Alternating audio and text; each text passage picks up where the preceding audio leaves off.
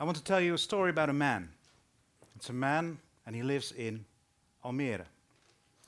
And he's a retired policeman, and this is a little bit of a problem for him because after a life full of serving other people, of helping other people, he feels empty sometimes. And sometimes he even gets lonely, and it confuses him. So what happens that sometimes late at night, once in a while, he leaves the house and he wanders the streets of his neighborhood, controlling traffic, as his neighbors say. His neighbors took over green maintenance for almost a year ago. Every month on a Saturday morning, the volunteers get out and they do their jobs. And it's cutting the trees, cutting the grass, and they have a lot of fun doing it because they have a big lawnmower. So it's always who's in turn to ride on a lawnmower. And after, when they're done, they have soup and sandwiches. It's very cozy. It's a great time that they have. And when they're working, somebody is pouring them a cup of coffee. This is what the policeman is doing now. And it's great for him. He enjoys the small talk, but more importantly, he's part of community again. This man, this retired policeman, is happier now because his neighbors started to cut the grass. And when we talk about community power or civic power, we can put all kinds of ambitious terms to it, but for me, this is it. This is the essence. This is what it's all about. The world becomes a better place when we dare to reach out to each other. And this is not new. It's an old truth, but for some reason we have forgotten it. It is completely gone from our systems. And as a result, the perseverance of the common good, well, it's something that we pay the government for to do that. And then in these last few years, and we've had a lot of examples today, people are doing it themselves. And for governments, this is strange and it's unknown territory. I want to talk to you about the role of government when it comes to civic power. Let me paint you a picture. I'm an alderman in Almere, so now you know what I do. I'm an alderman in Almere, and I'm responsible for public maintenance. Almere is almost the most beautiful city in the Netherlands. You will see when you get there. And it's the youngest city, it's a new town, it's built on newly reclaimed land. We are by far the greenest city I know. We have more trees than the city of New York, for instance. And we have an extraordinary, beautifully designed public space because it's very green. And you can imagine that the maintenance of this city costs millions. We have almost 600 people working at the public maintenance service, and I'm not even counting all the subcontractors who are doing the actual work. And of course, there's a crisis going on, so as every government, the city of Almere has to cut back costs. And this puts a tremendous pressure on our daily operations. And it's in this situation that two men come to my office and say, we don't like the job that you are doing.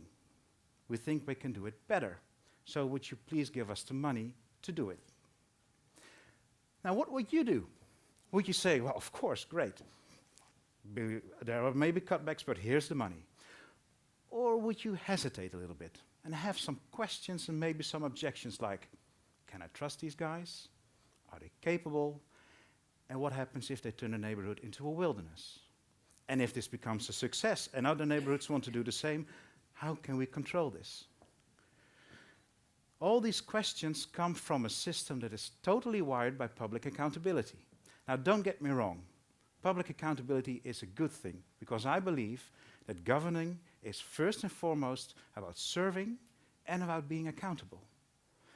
But when cynicism comes in and populism comes in, this whole accountability thing becomes something like a war. So public accountability starts to look like public defense.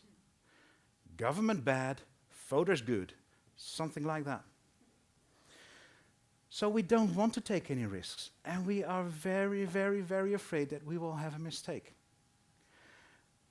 So whenever a new idea comes up that's a little extraordinary, some kind of radar is getting out of the box, and it censures every idea for possible problems, objections, and possible risks. I've had it with this radar. Really, it robs me of all my creativity, of my inspiration. It paralyzes me. And I am not the only one, because it's paralyzing people too. People don't even dare to give their ideas to government because they think, well, probably they won't care or probably they will have objections. An example. There's a woman in Almere and she wanted to plant fruit trees in a public park. And she hardly dared to ask us to do it. And she was really surprised that we thought it was a good idea. Her reaction was, are we allowed? Are we really allowed? And this frustrates me, because she's not the only one, and there are maybe hundreds of great, fun, good ideas that never get through because people think that we don't care and that we have objections. So we have to fight this radar of fear, and we have to replace fear with trust. Because I believe that government should be about inspiration. It should be about creativity. It should enable us to do great things. So we did it. The two men who challenged me said that I didn't do a good job and that they wanted their money back. We gave them the money, and they did it. And the neighborhood, it looks beautiful. And happily, they have some patience with us, because we are not so fast. And we are always busy managing some kind of risk. But they have patience, and that's a good thing, and we try to change, we do our best. And it's good for us, for them, and for the policeman who is pouring the coffee in their neighborhood. So is this it? Is this the end of my story? Government has to change. No, don't get too comfortable yet. Because it takes two to tango, right? We have to talk about ourselves as civilians as well. Another example. A few months ago, I spoke a young couple in Almere, and they were having trouble with litter in the street. It was really worrying them, and they wanted to talk with their alderman about this problem. And their main complaint was that it took so long for the municipality to do the actual cleaning up when they called that there was some litter in the street, like some broken glass. It took so long before this large organization cleaned up the mess. Another story. Only a few days ago, I spoke a woman. We opened a new playground in Almere. And she was very happy that we built it. They had plans. They talked about the design. She was very, very happy that we had the new playground there. And what she does is that every day she goes out with a small bag and cleans up the litter, because she wanted this to be a safe and clean playground. And by doing this, she started owning this playground.